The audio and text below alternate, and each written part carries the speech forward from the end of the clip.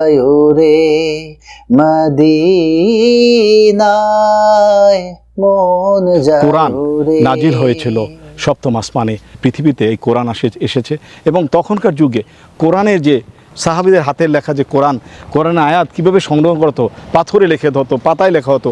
সেই রকম উহুদের ভিতরে এইখানে একটা জায়গা আছে যেখানে পাহাড়ের মাঝে পাহাড়ে লেখা হতো। সেই জায়গায় আমরা এসে উপস্থিত হচ্ছি।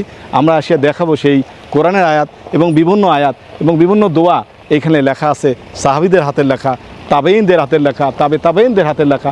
এলাকাটি এখন সংরক্ষণ করা হয়েছে। ইচ্ছা করলেই আমরা এখন ভিতরে যেতে পারবো না, কিন্তু বাইরে থেকে স্পষ্টভাবে দেখছি। طلع البدر علينا من ثنيات الوداع وجب الشكر علينا ما دعا